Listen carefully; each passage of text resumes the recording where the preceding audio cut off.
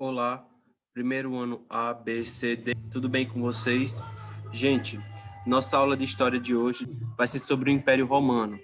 Eu lembro que na última videoaula que eu tive com vocês, nós falamos um pouco sobre a cultura de Roma, falamos um pouco sobre a sociedade, falamos também sobre a religião, né? E hoje nós vamos falar um pouco sobre o Império Romano, a fase imperial, que é justamente a fase que é iniciada aí com o Otávio Augusto, a partir do século II antes do nascimento de Cristo.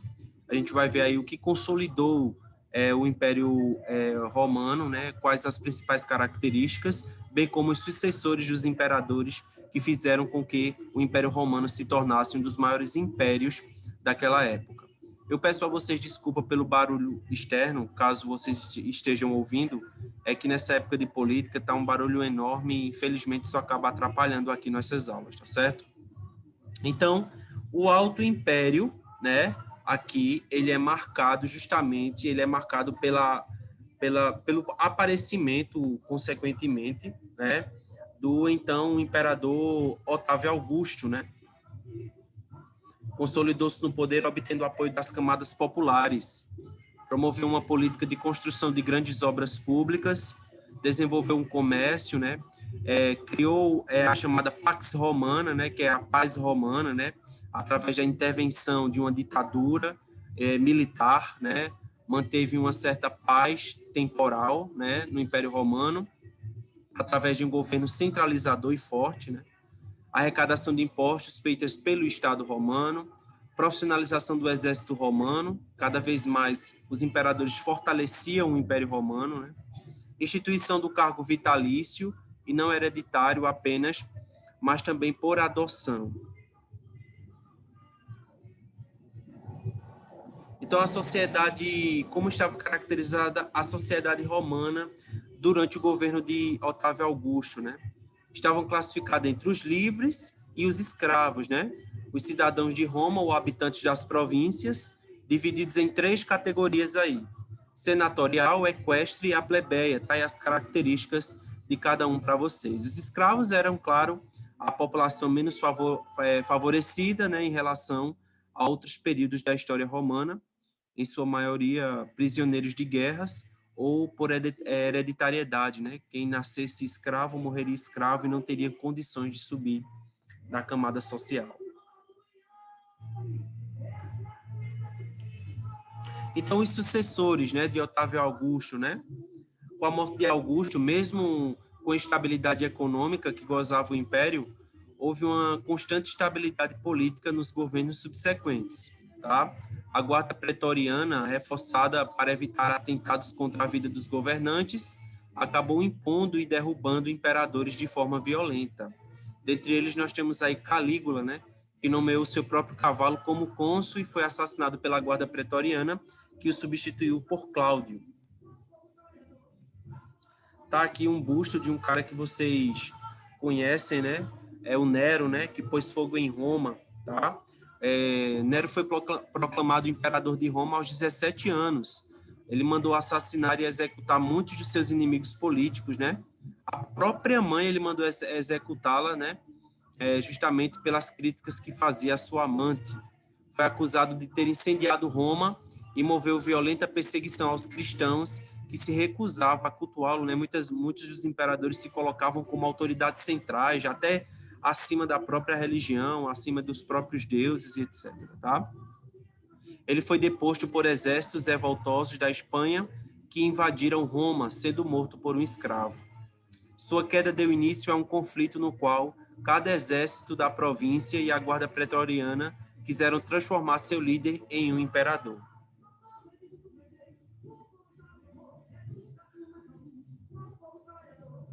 O seu sucessor foi Adriano e Antônio Pio, né? Procuraram governar com base aí no direito do divino oriental, tá?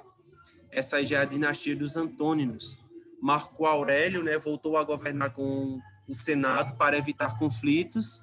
Foi sucedido por seu filho Cômodo, que o matou para suceder ele, né, após descobrir que o seu sucessor seria o general Máximo. Então,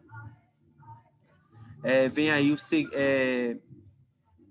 a centralização aí da dinastia dos Antôninos, né? justamente em 96 depois do nascimento de Cristo. Seguiram-se as transformações sociais e culturais dos severos, né?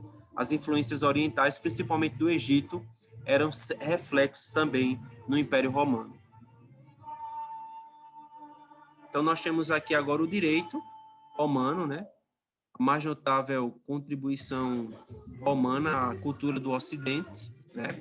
O direito também se modificou, maior proteção aos órfãos e idosos, humanização dos processos judiciais e a garantia da integridade física do cidadão.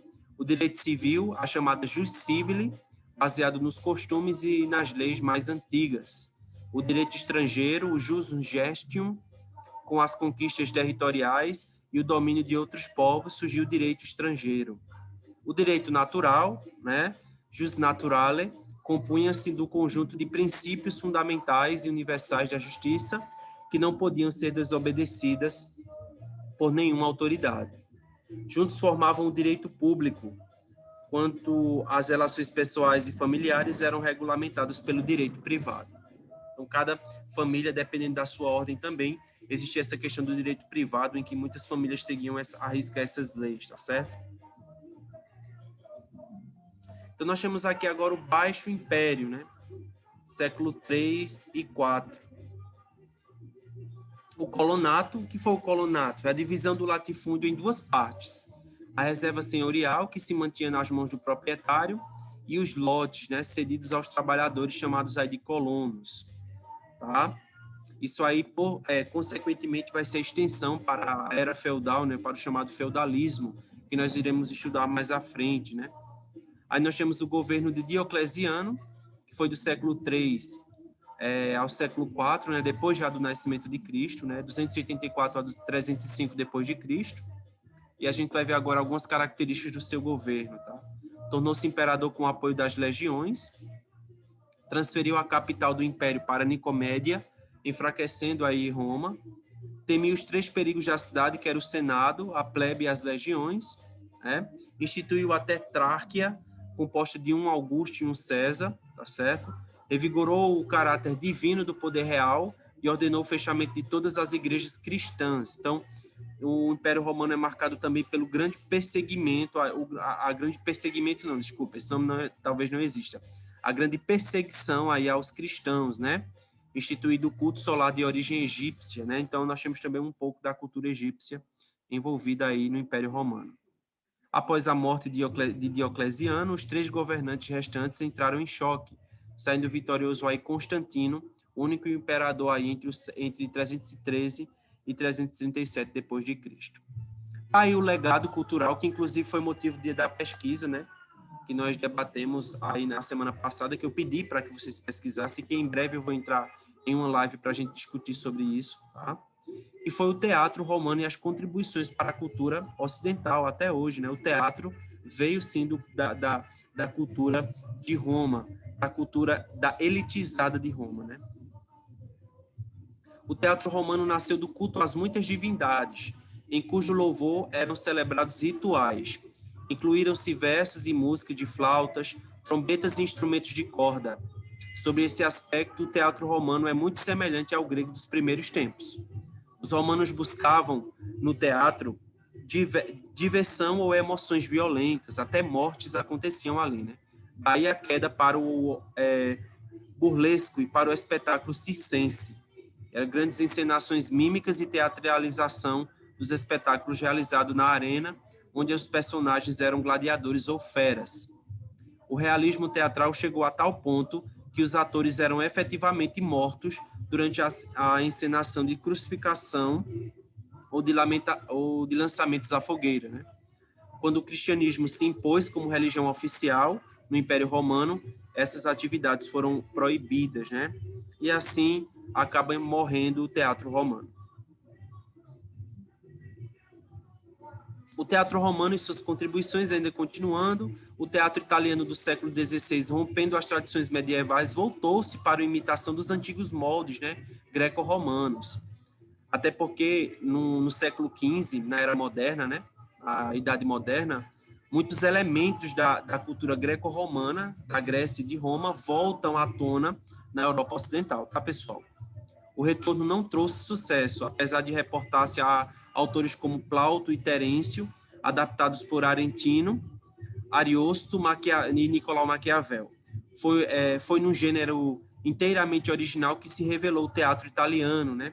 A comédia dell'arte, onde, sem texto algum, os atores interpretavam de improviso.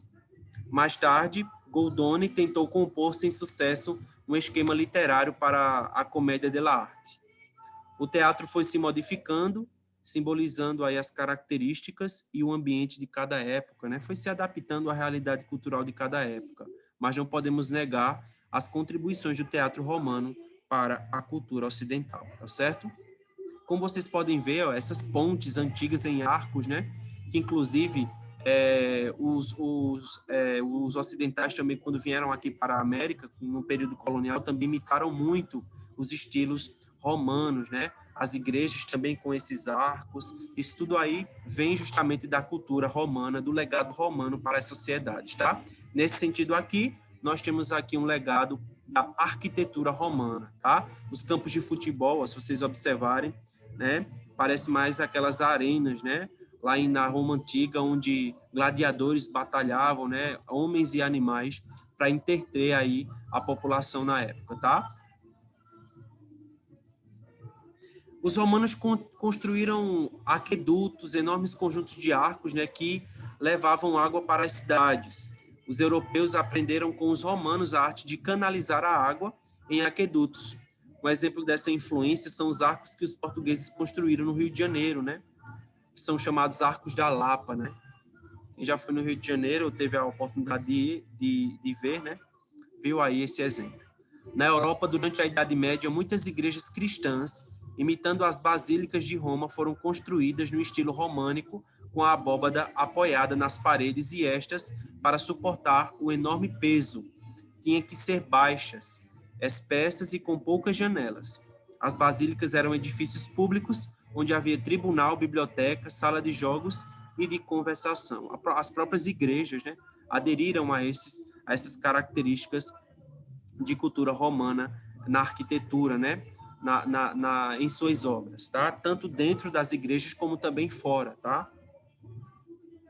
A literatura romana, né? Nós temos aí a literatura latina ou romana, né?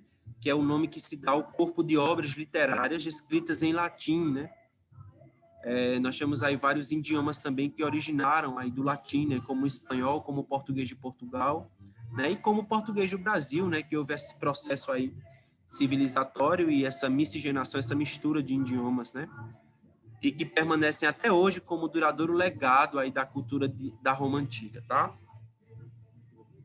O latim, né?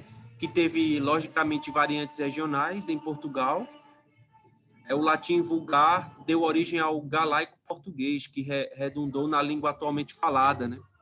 Eliminando os entraves linguísticos que se colocavam ao comércio, à implantação de colonos e à unidade no seio do império. As línguas românicas derivam do latim, né, que tem esse nome por ser um idioma falado pelos habitantes do Lácio, que era um núcleo inicial da cidade de Roma, né? Daí deriva o termo aí latim. Mesmo muito tempo depois que o Império Romano do Ocidente já havia caído, a língua e a literatura latinas continuaram a desempenhar um papel central na civilização europeia e ocidental e, claro, desempenham até hoje, né? Nós falamos um idioma de origem latim, tá certo? E eu espero que vocês tenham aprendido com essa aula, tá?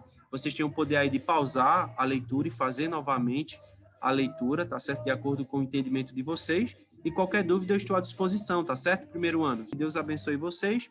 E isso aqui é um pouco sobre o Império Romano. Recomendo também vocês pesquisarem textos, se gostam mesmo de história e gostam de se aprofundar nos conhecimentos, tá bom? Tchau, pessoal. Até a próxima. Saudade de todo mundo.